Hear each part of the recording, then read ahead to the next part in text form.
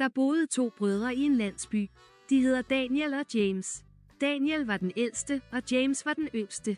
Begge var fantastiske lærere, men James var især dygtig til sit arbejde.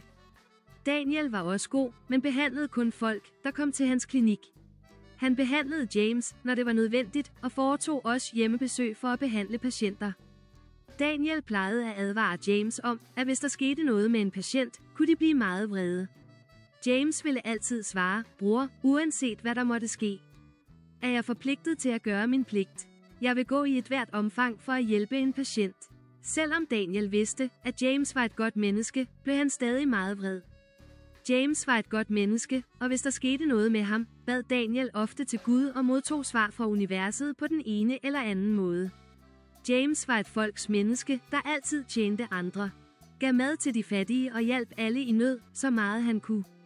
Daniel var på den anden side ikke så serviceorienteret, men var meget tro mod Gud. En dag kom en familie til James' hus og bad ham komme til deres hjem for at hjælpe deres barn, som var faldet og var meget sygt. James skyndte sig til deres hjem uden tøven og behandlede barnet. Efter en time vågnede barnet, og familien var meget glade.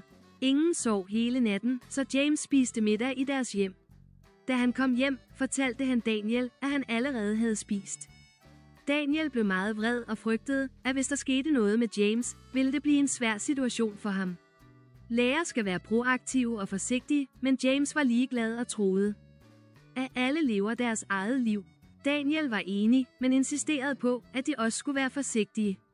I et par dage talte Daniel ikke med James, oprørt over hans manglende disciplin. Så en dag kom der et kæmpe regnvejr.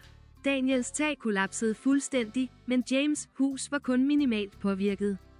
Forbavset undrede Daniel sig over, hvorfor hans hus blev ødelagt, mens James blev skånet, på trods af, at de begge tjente Gud. Efter et par dages bøn modtog Daniel et svar fra naturen, hvor han sagde, at James var meget serviceorienteret og så det guddommelige i alle. Daniel så på den anden side kun det guddommelige, hvor han bad. Budskabet var, at man skal se det guddommelige i hver person omkring sig. Daniel skammede sig og forstod Jakobs visdom. Jeg håber, du kunne lide historien. Synes godt om, del og subscribe.